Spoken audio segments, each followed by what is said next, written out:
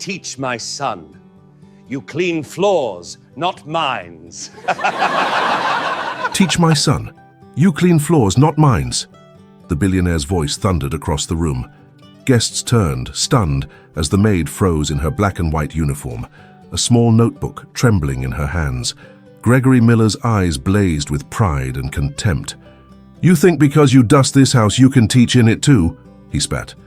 Eleanor couldn't speak. Her breath caught, her eyes fixed on the floor. Around them, whispers spread, sharp, cruel, waiting for her to crumble. But she didn't move. Not a word. Not a tear. Just silence.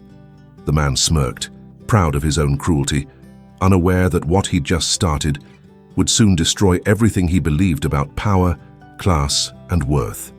Before we begin this emotional story, tell us in the comments from which city you are watching, and don't forget to leave your like to keep following us. The chandelier trembled slightly as laughter filled the grand ballroom. Crystal glasses sparkled under golden light, reflecting the proud grin of Gregory Miller, the billionaire CEO whose parties were whispered about across Manhattan. Tonight wasn't just another night of excess. Tonight, he was celebrating his son Ethan's perfect grades. Straight A's again, Gregory announced, tapping his glass. Just like his father. The crowd clapped, and Gregory soaked in the applause. But behind the marble columns, half hidden in shadow, Eleanor Ward froze. Her hands still smelled of lemon polish. Her apron bore the faint trace of bleach. She had spent the entire day cleaning for this very party, and had quietly spent every evening that week helping Ethan study. From her corner, she watched the boy smile nervously at the praise. He caught her eye for half a second, gratitude flickering there, before quickly looking down. Eleanor's chest tightened. She didn't belong in this room, not in this world. But she also knew the truth, the knowledge that filled Ethan's notebooks, the understanding that made him top of his class. It came from her. Dad, Ethan said softly. Maybe you should thank... Gregory cut him off with a chuckle.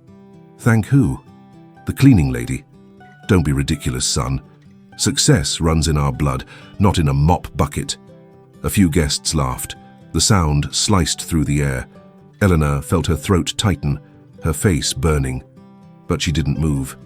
Not yet. She looked around at the marble statues, the chandeliers, the people sipping champagne as if poverty were a myth.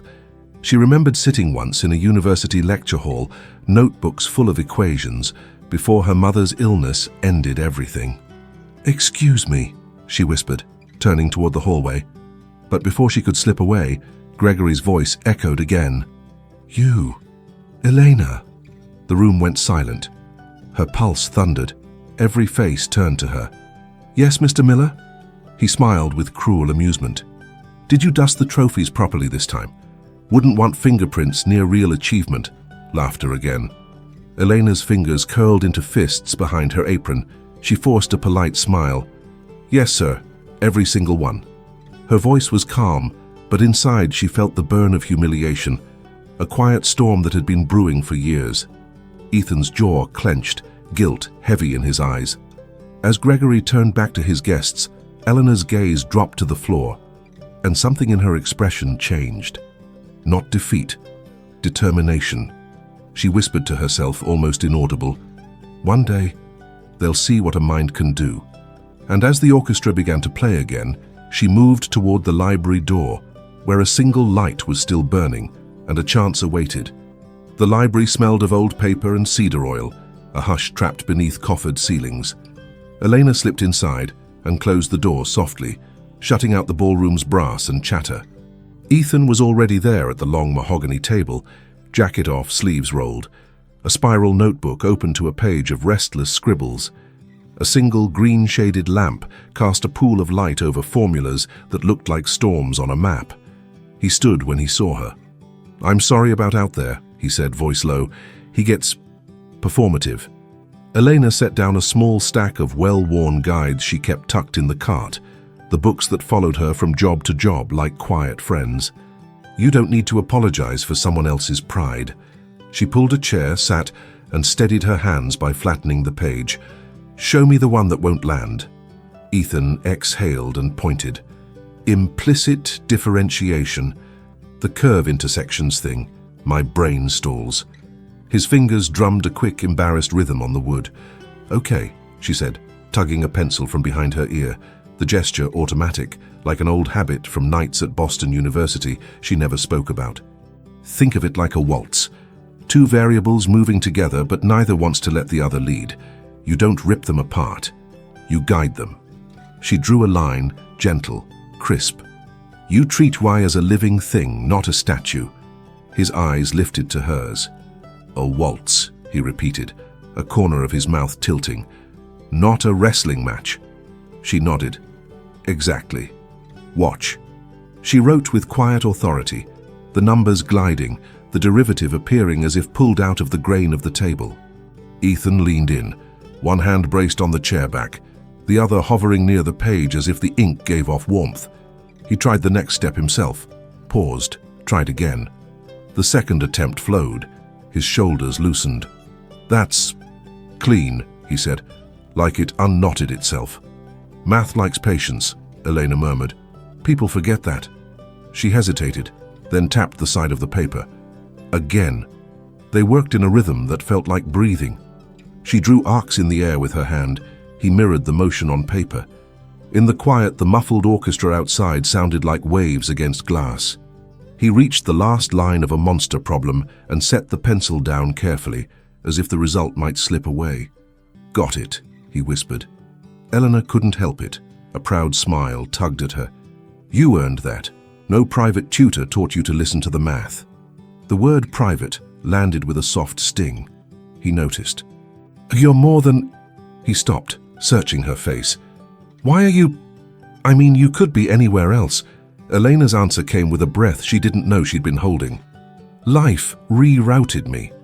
She adjusted the lampshade, throwing a slice of light across a photo on the wall.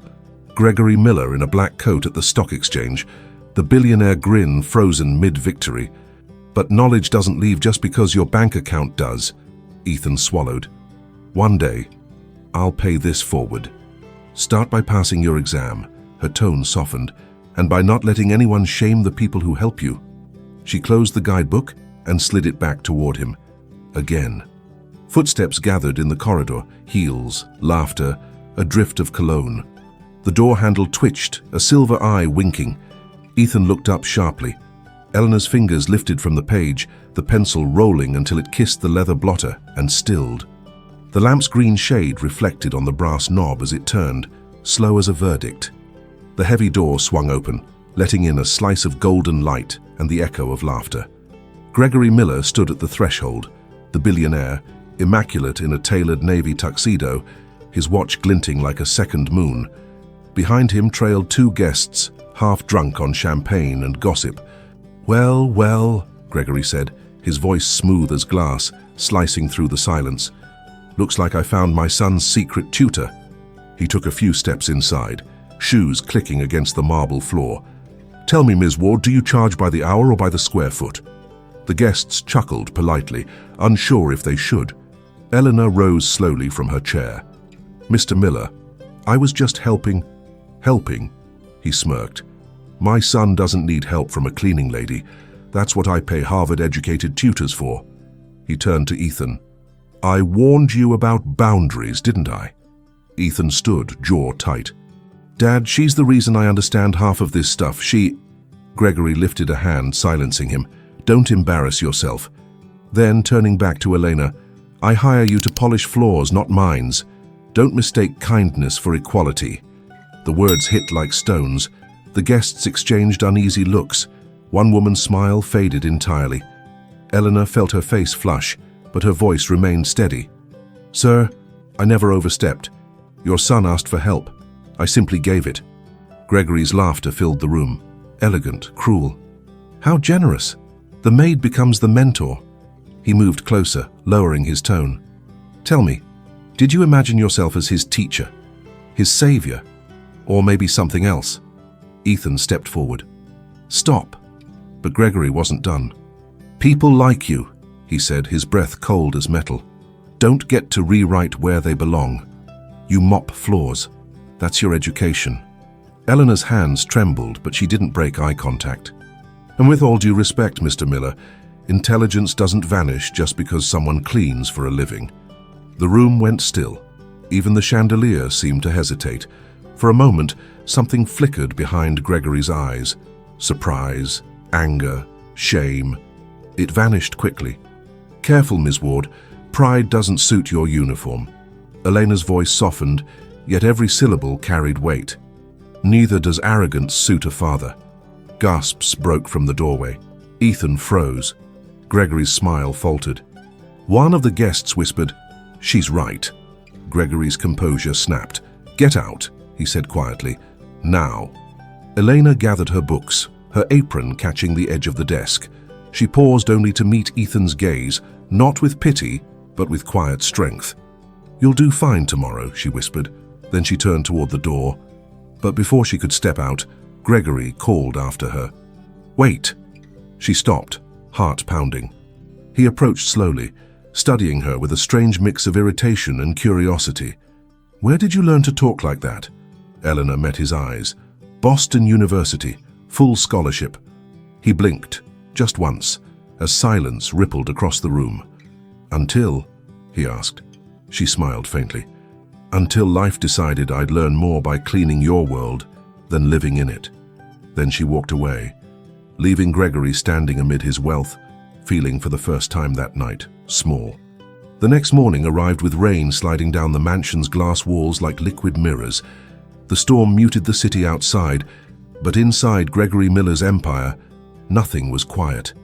Every maid, butler, and driver knew what had happened the night before. The whispers had already begun. The billionaire humiliated the cleaning lady in front of everyone. Ethan sat at the breakfast table, untouched eggs cooling beside a newspaper headline about his father's latest acquisition. The room reeked of roasted coffee and tension. Gregory stood near the window, phone pressed to his ear, voice clipped with impatience. "I don't care if the press finds out," he barked. "Just make sure no one mentions last night's party." When he hung up, he noticed his son's silence. "Eat," he said. "I'm not hungry," Ethan muttered. Gregory turned, eyes sharp. "Don't start, Ethan. You've got an exam in 2 hours. Focus on that, not on the help."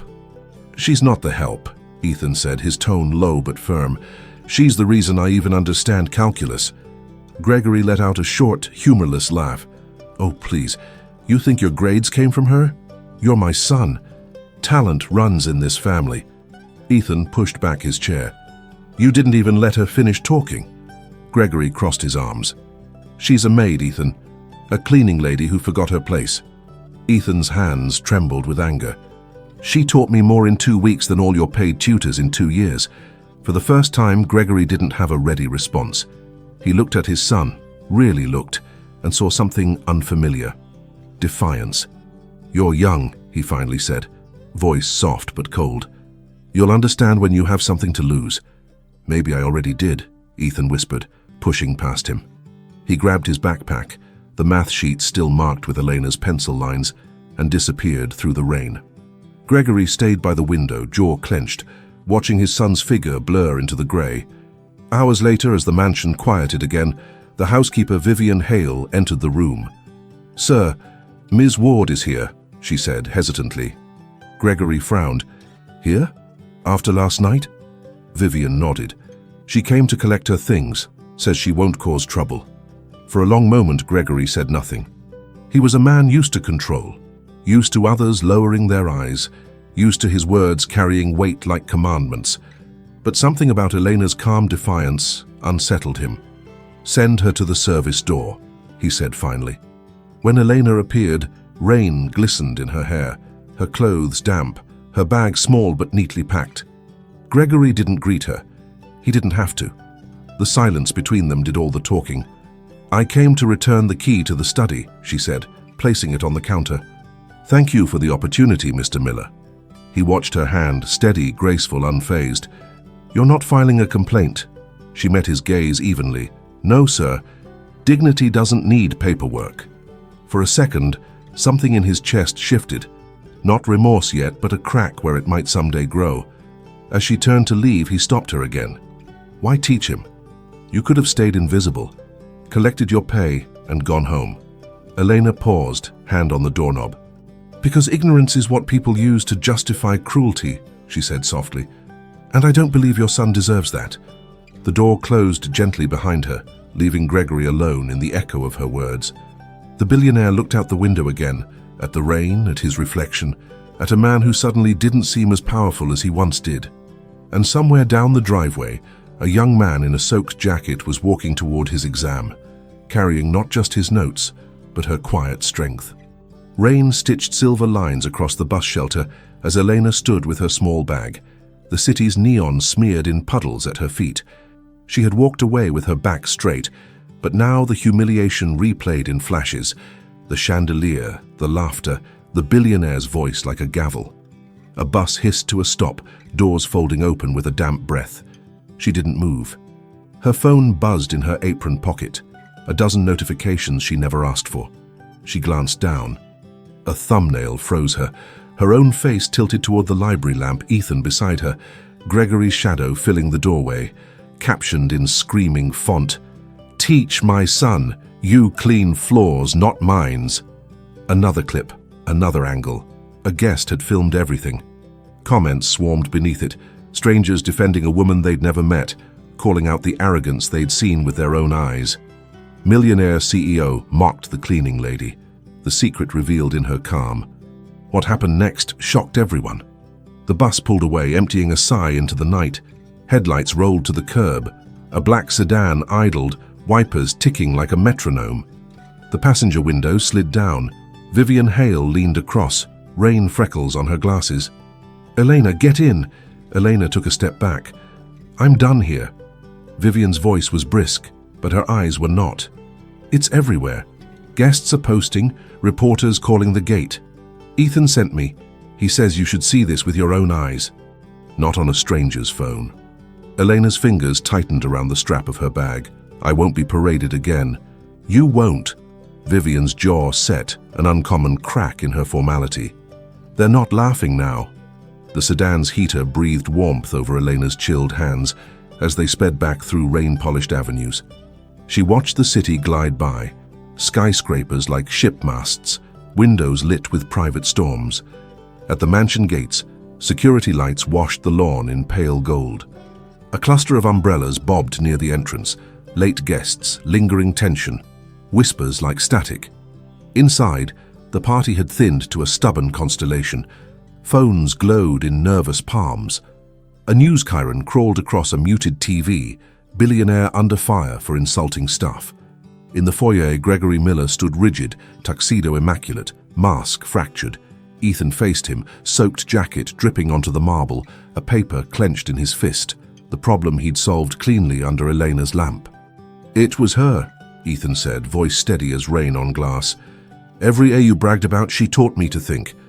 A murmur rippled along the staircase, up to the balcony where a few guests clung to the rails. Gregory's mouth tightened. "You don't understand optics, son. This is chaos. We will handle it privately." "Privately is what kept you comfortable," Ethan replied. He lifted his phone. The viral clip played on silent. Gregory's sneer looped in the reflection of his own eyes. Everyone can see it now. The front doors opened and the hum stuttered. Eleanor stepped in, rain-dark hair tucked behind one ear, clothes still damp but posture composed. She did not rush. She did not bow. The room rearranged itself around her dignity. Vivian hovered a step behind, protective as a lighthouse. Gregory turned, the distance between them suddenly measured in more than feet, measured in all the ways a man can be rich and still come up poor. He opened his mouth to speak. Eleanor's gaze didn't flinch. She set her bag down, the soft thud puncturing the hush. "I came back," she said, calm as a verdict, "so no one has to argue about the truth." On the TV, the headline refreshed. On the phones, comments multiplied. On the staircase, faces leaned forward to witness whatever would be born in the next breath. Gregory took a single step toward her, pride and panic wrestling in his eyes as a reporter's microphone slid through the doorway like a blade of light. The flash of the camera burst like lightning, washing the marble room in stark white. Reporters had made it through the gate. Their voices collided with the lingering music, creating a strange, chaotic rhythm. Gregory Miller, once untouchable, stood in the middle of his own empire, now trembling. "Mr. Miller," Do you have any comment about the video? Why did you insult your cleaning lady? Are you planning to apologize publicly? The billionaire raised a hand, desperate to reclaim control. This is private property, he snapped. You're trespassing. But no one stopped filming. Ethan moved closer to Elena, shielding her subtly from the flashes. You don't have to be here, he whispered. I do, she replied softly. Not for me, for the truth. Gregory's gaze landed on her, and for the first time in his life, he didn't see a maid. He saw someone who couldn't be bought. His tone softened, but his voice trembled with the weight of every watching eye. Ms. Ward, this has gone too far. The media twists everything. Let's settle this quietly. Elena shook her head, calm but unyielding. You made it public when you humiliated me in front of your guests. Her words carried no malice, only gravity. Now you'll listen to what you never let anyone say. The crowd hushed. Even the rain outside seemed to pause. You think money defines intelligence, she continued, voice steady as steel. You think a clean floor means a small mind. But the real dirt in this world doesn't stick to marble. It hides inside arrogance. Gasps rippled across the room. A camera zoomed in on Gregory's face, capturing the precise moment when pride cracked into shame. Ethan's hand clenched at his side, trembling, not from anger now, but from pride. Gregory swallowed hard, his composure splintering. You don't know what it takes to build what I built. You don't understand pressure. I do, Eleanor said. Pressure is what made me leave college when my mother had her stroke. Pressure is scrubbing the same floors every night while pretending it doesn't hurt. Pressure is smiling when people like you look through me. A murmur of sympathy swept through the guests. Someone whispered, "She's incredible." Gregory opened his mouth again, but Ethan stepped forward this time. Dad, stop. You're not defending yourself anymore. You're proving her right. The billionaire CEO froze, his own son's words slicing deeper than any headline ever could. Elena took one step closer, her voice soft but final. You don't need to apologize to me. I'm not your audience. They are. She nodded toward the cameras, the witnesses, the people whose stares now carried judgment.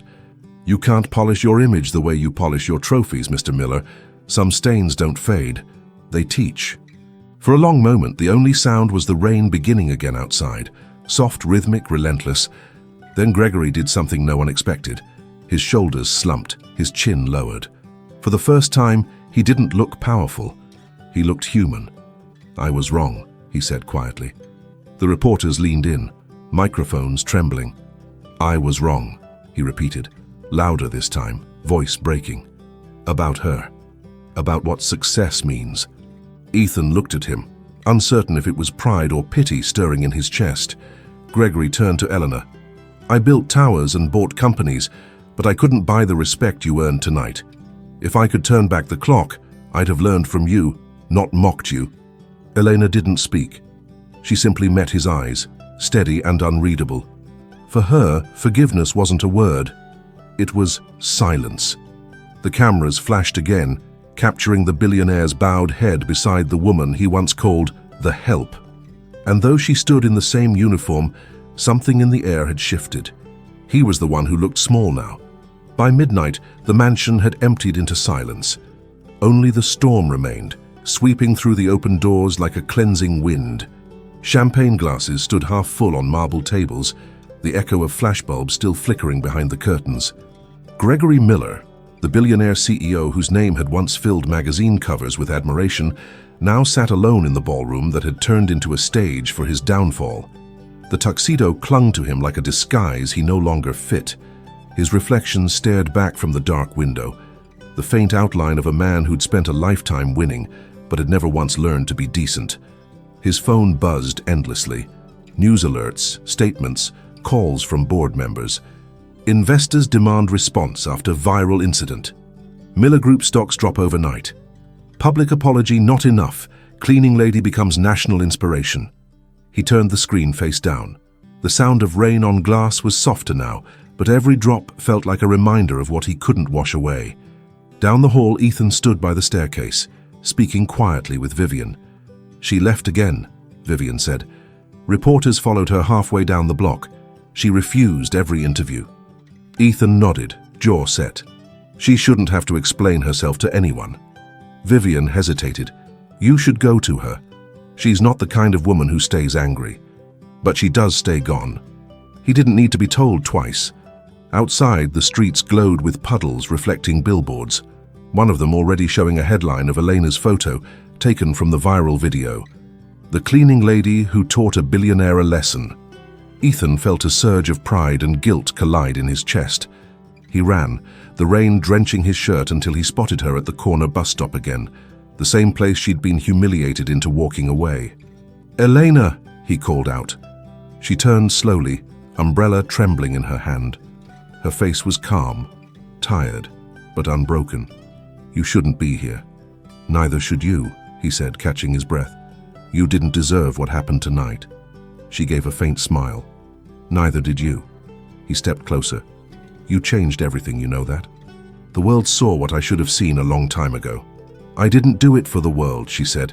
"I did it because no one deserves to be told they're less."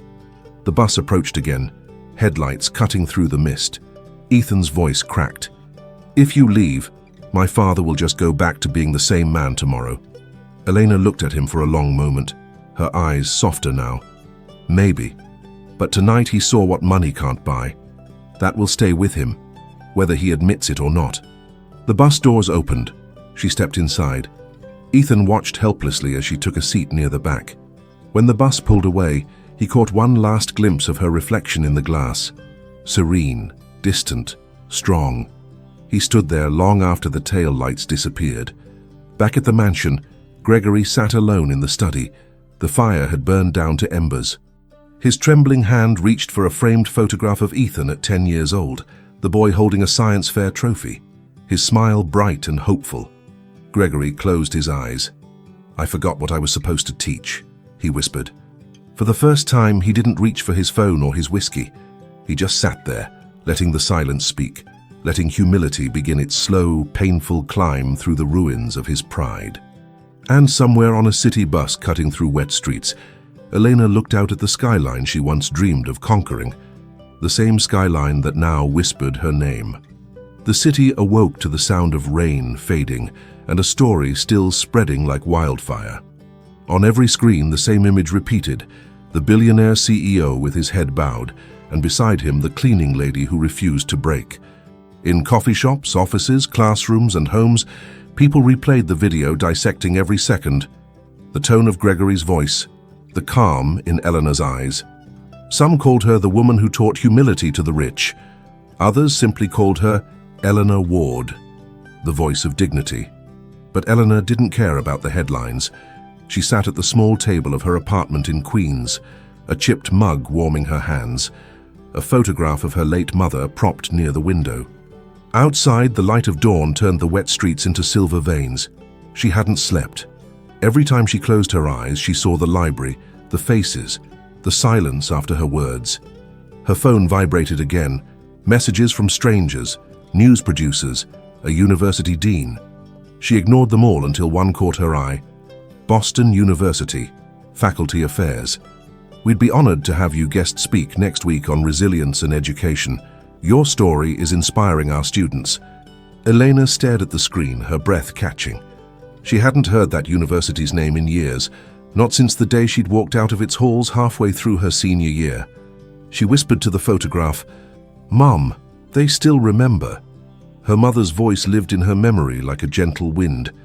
"Don't let circumstance rewrite your worth, Lena. The mind doesn't forget what it loves." That day came back in fragments. The hospital room, the steady beep of machines. Her mother's trembling hand on hers. The tuition bill she couldn't pay without working full-time. The impossible choice between her dreams and her mother's care. She had chosen love, and love had led her to a mop and bucket, to the mansion of a man who believed worth came with wealth. Her eyes welled, but not with regret. She smiled faintly, tracing the rim of her mug. "Maybe it wasn't a detour," she murmured. "Maybe it was the lesson." Across the river, Gregory Miller faced his own reckoning. The boardroom that once echoed with admiration now felt like a courtroom. Half his executives sat stone-faced, their tablets glowing with reports of crashing stock prices. "Gregory," one of them said coldly, "the PR disaster isn't fading. You've become a symbol of everything people hate about power. We need a public gesture, not a statement. Something real." He nodded slowly. For the first time, he didn't argue. "What would that look like?" "Start with her," the man replied. "Make it right with the woman you wronged." Later that afternoon, Gregory's car stopped outside a modest apartment building in Queens. No chauffeur, no cameras, just him. He climbed the cracked steps, the city noise fading behind him. Each step felt heavier than a deal lost or a stock dropped. At the top, a single door stood slightly ajar. Inside, he heard the faint hum of a kettle, the rhythm of a quiet life untouched by wealth. He hesitated, then knocked once. When the door opened, Eleanor stood there, apron folded on a chair behind her, expression calm but guarded. "Mr. Miller." "Ms. Ward," he said, voice low.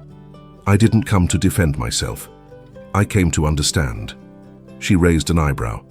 "Understand what?" He met her gaze, and for the first time, his eyes didn't carry superiority, only sincerity. "How you kept your grace when I lost mine." Eleanor didn't answer immediately. She stepped aside. "Then you'd better sit down. It's a long story." As the kettle whistled, the man who had built towers took a seat in the smallest kitchen he'd ever entered.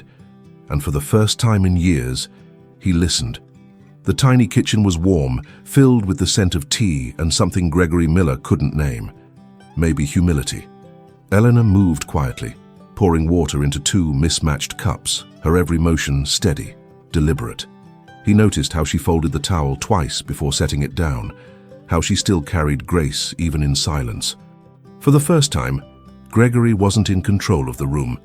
He sat with his hands on his knees, his $1,000 suit out of place against the peeling paint and faint hum of the old refrigerator. The steam curled between them like a curtain, softening the edges of their history. "I watched the video," he began, 100 times. "At first, I was angry at whoever filmed it, then at the world, then at myself." Elena didn't respond. She handed him a cup and took a seat across from him. "I don't expect forgiveness," Gregory said. "I just want to understand how I became that man, the kind of man who looks at another human being and only sees what she's paid to do." She looked at him carefully, her eyes neither cruel nor kind, simply honest. "Power changes what you notice," she said. "You stop seeing people, you start seeing functions, the chef, the driver, the maid, and when that happens, you stop learning, because learning requires humility."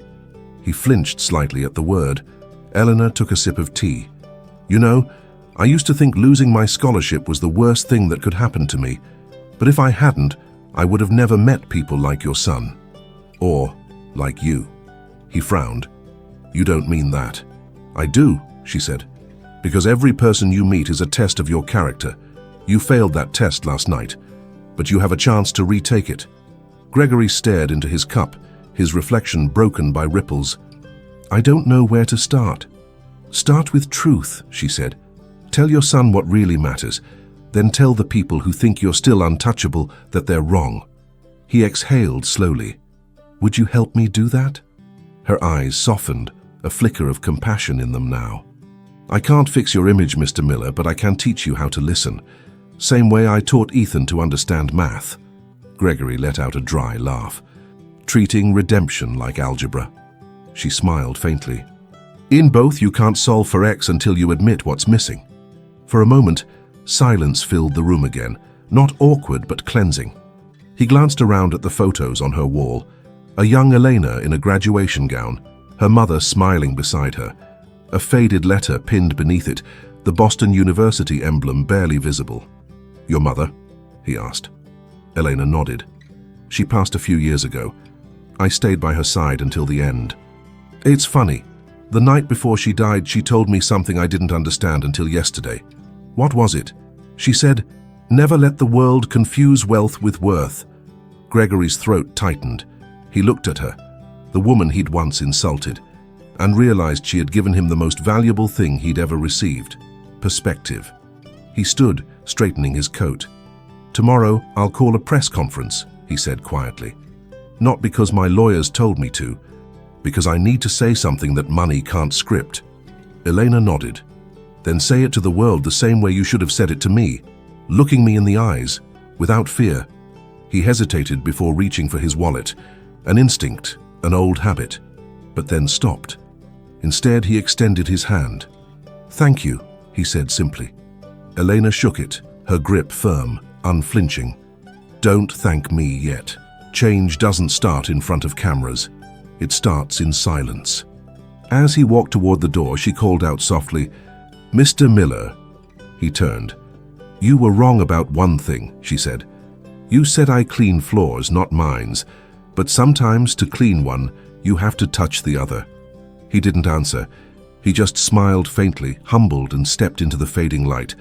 A man finally willing to be small so he could learn to be better. Morning broke over New York like a slow apology, pale, uncertain, but hopeful. Sunlight stretched across the skyline, warming the glass towers that once reflected nothing but power. Today, one of those towers would hold something different: truth. Outside the headquarters of Miller International, cameras lined the steps. Reporters murmured, microphones gleaming. A small crowd had gathered, employees, critics, strangers who'd watched the viral clip and felt something stir inside them. Banners read, "Respect has no rank and human first, job second." At precisely 9 o'clock, the revolving doors turned, and Gregory Miller, the billionaire CEO everyone had loved to fear, stepped forward without his usual entourage. No security, no assistant, just him. The man who once ruled a ballroom now stood bare before the world. He adjusted the microphone, exhaled, and began. "Yesterday," he said, his voice low but steady, "I forgot what leadership means. I confused control with respect. I mistook silence for order. And I spoke to a woman, no, to a person, as if her work made her less human than me." The murmurs died. The crowd leaned closer. "I built a company," he continued, "but somewhere along the way I stopped building character. The woman you saw in that video, Ms. Eleanor Ward, reminded me that the greatest minds aren't found in boardrooms. Sometimes they're holding a broom, quietly carrying wisdom that money can't measure." Cameras flashed, capturing the trembling in his hands. He didn't hide it. "I humiliated her," Gregory said, "and in doing so I humiliated myself. This isn't a press stunt, and it's not damage control, it's the truth. And from this day forward, Miller International will launch a scholarship in her name, the Elena Ward Foundation, to help workers finish the education life once forced them to abandon." A collective gasp moved through the crowd. Reporters scribbled furiously. "And as for me," he added, "I'll be taking a step back from my role as CEO. For the first time in my life, I'll learn before I lead." Applause broke like a wave. Some clapped cautiously, others passionately. Then, through the crowd, a familiar figure appeared. Simple dress, clean lines, calm presence. Elena Ward. She hadn't planned to come, but when she heard his words on the radio, her feet carried her there before her thoughts caught up. Gregory saw her instantly. The crowd seemed to part naturally, as if the city itself remembered the story that brought them there. He descended the steps. "You came," he said quietly. "I wanted to see if you'd mean it," she replied. "I do," he said. Every word. Elena studied him. Not the man he was, but the one standing before her now. "Then don't prove it to me. Prove it to them." She gestured toward the crowd. "Every person who's been looked down on because of what they do, not who they are." He nodded. "I will." For a heartbeat, the world seemed to pause. Cameras, traffic, time itself. Then Gregory extended his hand again, not in apology this time, but in gratitude. Elena took it. The applause that followed wasn't for the handshake, but for what it symbolized. Dignity restored, pride humbled, humanity reclaimed. As they stepped aside, reporters shouted questions, flashes erupted, but Elena didn't stay. She turned and walked toward the street, disappearing into the ordinary rhythm of the city, exactly where she belonged, and yet larger than the city itself. Later that afternoon, Ethan found her at a quiet cafe, reading a letter from Boston University, confirming her acceptance as a guest lecturer. He smiled. "You're really going to do it?" She looked up, sunlight catching her eyes. "Maybe it's time I teach again. This time, not just one student." He nodded. My dad's watching the press replay. He looks different. He will be, she said. Life doesn't change people, truth does. Outside, the city hummed, the day blooming brighter with every passing second. Eleanor folded the letter carefully, slipped it into her bag and rose to leave. As she stepped into the street, the wind lifted a scrap of newspaper that had blown loose from a nearby stand. The headline read, "The Cleaning Lady Who Taught the World." She smiled faintly and kept walking. Not toward revenge, not toward glory, but toward peace. And somewhere high above, sunlight struck the mirrored windows of Miller International, scattering light over the streets below. As if the city itself were finally learning how to shine on everyone the same. When the crowd faded and the noise settled, silence became the loudest sound of all. The billionaire stood where it had all begun, beneath chandeliers that no longer made him feel powerful. His wealth, his empire, his pride, none of it could cover the truth that now clung to him like dust he could never wipe away. But somewhere else in the city, Elena Ward walked through a different kind of light. Morning sunlight, clean and real. She wasn't a maid anymore. She was a teacher again, not in title but in spirit. Her story had spread, and what began as humiliation had turned into hope for thousands who knew what it meant to be unseen. When Gregory Miller took the stage days later to announce his resignation and the scholarship in her name, he didn't speak like a billionaire CEO anymore. He spoke like a man who had finally learned what success truly costs. His voice trembled when he said her name, not from shame now, but from respect. In the crowd, Elena listened quietly. She didn't smile, didn't cry. She just watched, calm, steady, whole. Forgiveness didn't need to be spoken. It lived in the way she carried herself. As the audience stood and applauded, Gregory looked out and found her eyes. For a single breath, the world went still. The man who once looked down on her now looked up to her. And when she turned to leave, sunlight followed, falling across the marble floor where once she had scrubbed in silence. Because dignity, once awakened, never bows again. Thank you for staying with us until the end of this heart-touching story. Tell us in the comments which part moved you the most. Subscribe and turn on the bell to receive more stories that inspire and transform. Leave a like if you believe in the invisible strength of dignity and family. And above all, thank you for being part of this community that believes in stories with soul. And before you go, watch the story I leave here on the left. I'm sure it will also move you and make you reflect.